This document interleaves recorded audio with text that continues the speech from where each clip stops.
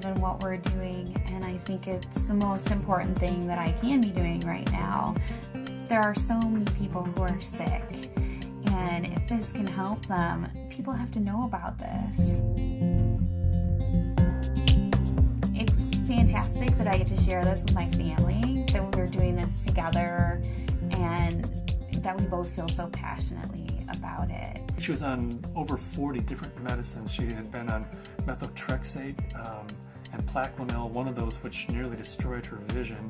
All the potent anti-inflammatories, the Vioxx and the Celebrex, and was on all sorts of painkillers and all sorts of antibiotics. She had classic steroid toxicity. Her face was the shape of a moon because there's a lot of swelling that occurs in the face. At the age of 16, was diagnosed with juvenile rheumatoid arthritis. And that evolved into a lupus condition, a diagnosis of interstitial cystitis, an autoimmune disorder. Bedridden 4 years. Her mother thought she would never survive. I went to talk to William as a friend and as a doctor about his experience with patients and how they used cannabis. Seeing what the juicing did for me, using it in this form, was so significant. It changed my life. About 4 to 6 weeks after I started on juicing every day, I had no more back pain. I didn't need pain pills. I felt the best I ever had. A lot of people think cannabis and pot are not medicine. I had stumbled on an article in Scientific American, December 2004. They had an article on marijuana as the brain's own marijuana, and they introduced the idea that the body produces compounds that are very similar to those found in marijuana or cannabis. Cannabis actually goes upstream. It provides feedback from the postsynaptic nerve to the presynaptic nerve, which was unheard of in neurochemistry. I mean, all neurotransmissions were unidirectional, and all of a sudden, swimming against the force of that are these little cannabinoid molecules that tie the whole system together. The phytocannabinoids from this plant augment the body's attempt to restore and increase function to a normal level. So it mimics the regulatory system of cellular physiology. And recently, the Food and Drug Administration has approved of CBD, which is a cannabinoid like THC, one of 80 cannabinoids. The federal patent compares vitamin C, vitamin E, and CBD, or cannabidiol. CBD turns out to be more potent than either of those two. The thing that I warn my patients of is if you're going to be juicing this flower and this leaf and you're going to be doing this high-dose, non-psychoactive cannabinoid dietary approach, please do not heat it. When you heat cannabis, you make it psychoactive, which for a large part of the community, the psychoactivity of a plant is a measure of its medical quality. But it's really quite the inverse. If you heat or age cannabis in any way, you're destroying some of the medicinal properties of it. To use the plant effectively, we have to use it the way it evolved over 34 million years, which is raw. Because when it's raw, the THC is bound up as THC acid. It requires aging, drying, so as a hunter-gatherer, we gather this plant and we notice, wow, as this plant ages, it changes character. It suddenly has a psychoactive effect. I think that's the most exciting area of cannabis research, is looking at non-psychoactive cannabinoids. Because if you do heat it, you'll decarboxylate the THC acid, and you're going to have 600 milligrams of THC acid with the CBD acid. You would be unconscious probably for the better part of the week. Between heating the plant, whether that's in a sucker, a cookie, a baked good, a butter, vaporized, smoked, all of those techniques convert THC acid, which is non-psychoactive, into THC and provide you with that 10 milligram dose. But if you eat the plant raw, then THC acid is the way it's found in the plant. It's not psychoactive. The juicing allows you to get up to the 500 to 600 milligrams, which is 60 times more than you could tolerate if it was heated. This treatment is not psychoactive. People don't have to be stoned when they take it. They can take it and go to work. They can take it and play with their kids. It's hard for me to understand laws against something like green leaf therapy and to think that prednisone is legal. We're still fighting the stigma of marijuana back from the 20s, 30s, 40s, 50s. I was a prosecutor for 8 years in Mendocino County, so I know it from both as a defense attorney and as a prosecutor. The 1972 Controlled Substances Act said that marijuana has no medical value whatsoever. The federal government has a patent on its medical properties. The Food and Drug Administration has approved of it as investigative new drug. I have not found the United States to be very open about cannabis research. In order to print an article in a peer-reviewed journal, you have to use cannabis that they have certified for your study. And there are physicians who have waited 3, 4, 5, 6 years, some even longer than that, to just get a sample. The federal government's been kind of schizophrenic in the way it looks at marijuana. It says it has no medical value under that act, but at the same time, the federal government has been funding research in marijuana for years, for decades. And they've even patented certain strains of marijuana because they recognize it has that medical value. The California Narcotic Officers Association does not believe in medical marijuana. They believe it's all a big scam, and that's how they train law enforcement officers. Law enforcement is allowed to take a percentage of all assets that are forfeited and seized under the state and federal asset forfeiture law. So it takes the really enlightened and compassionate law enforcement officer to recognize that these medical marijuana laws are designed to protect patients.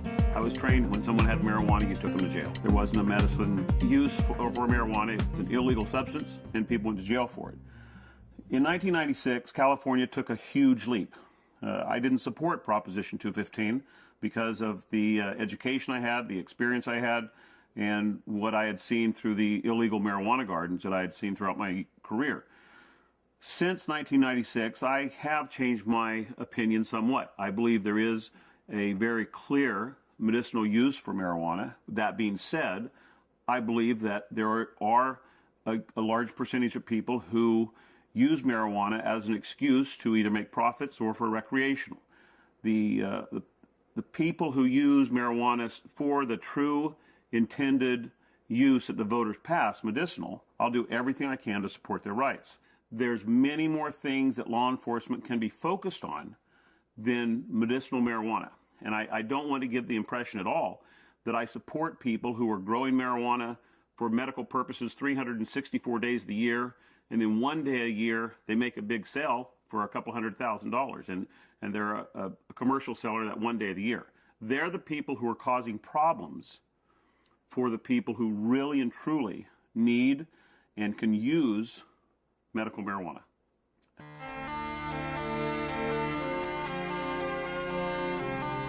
Terrifying, to be told as a parent that your child does have a tumor in her brain. It took 24 hours in the operating room. They gave us a 10% chance of survival with treatment. The Oakland Children's Hospital, where they called me and they said they had a baby who they were discharging home. This baby had completed all treatment that would be useful for it, had brain tumor, had surgery, had radiation and chemo, and the tumors were still growing and still multiplying. And therefore they said to the parents, just take this baby home and make it comfortable, because there's nothing more that we know that will help its condition. Started to accept to the point where the illness had taken her and us, and try and find some acceptance. A month went by and I got in contact with the family, and they said, well, we just came back from Children's Hospital. They did a CAT scan.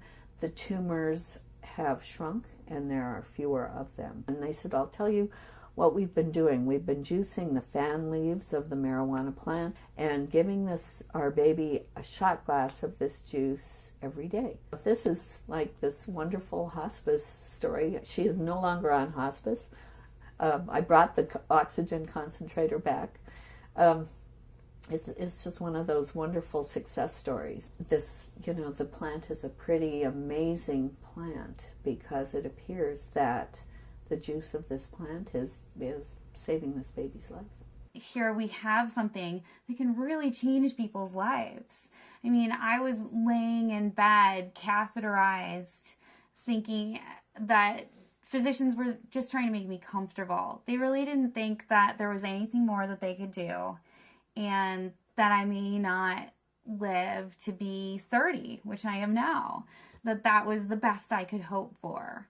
the best I could hope for was taking enough methadone and Percocet every day that I just didn't feel anything at all. I had gotten in touch with Dr. Courtney because we had received a doctor's recommendation from one of his patients, and in it asked that they start juicing the leaves and having capsules and a few other items which I didn't know anything about. So after I contacted him, I was really excited to hear that there might be some other alternatives to the smoking of the cannabis. These are friends we've had in the past year.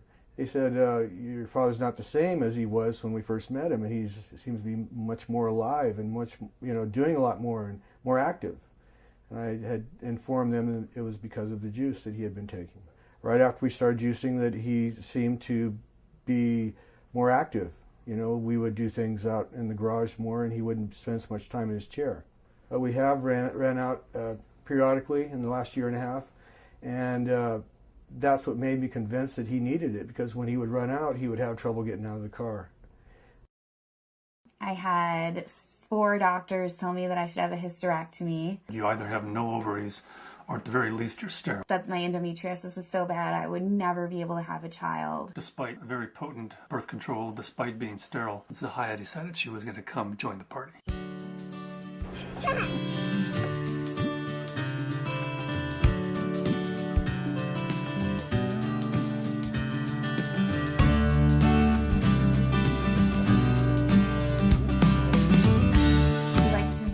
Ourselves by being extremely scientific, and people know that if they're going to come to us, they're going to have to go through a lot of hoops, but they're also going to get the most up-to-date scientific knowledge on this subject, and they're going to see a physician who's an expert in the field of non-psychoactive cannabinoids. And there are plenty of people that want that and are looking for that. We opened our 5th office in Luxembourg. Their government is really sympathetic and open. There's an international group studying autism and CBD in Luxembourg. There's a physician there who's writing cannabis scripts, who's also a senator. And we've been working with him, Senator Colombera.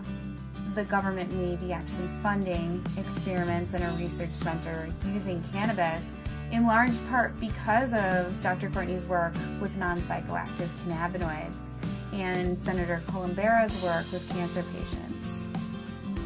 There are now facilities for testing plants, and there's been more progress made in the last 5 to 6 months. A new strain in from Spain called Cannatonic, 6.9% CBD. That's a 700% increase over Northern Lights, which is our previous high producer. I would like to find strains that have all of the cannabinoids present in an amount that's useful.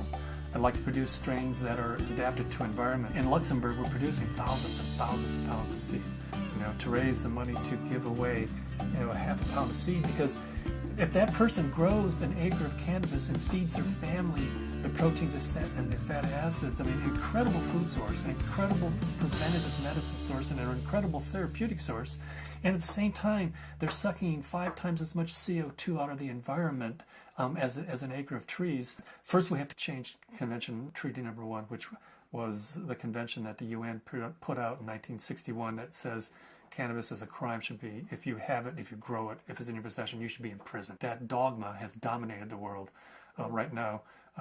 They're asking for input from the World Health Organization. I'm in the process of writing a letter stating that this is a dietary essential. It's not a criminal thing, because we have to change that treaty before we can go into Central South America and say, you grow yourself an acre of this plant, feed your family, prevent illnesses.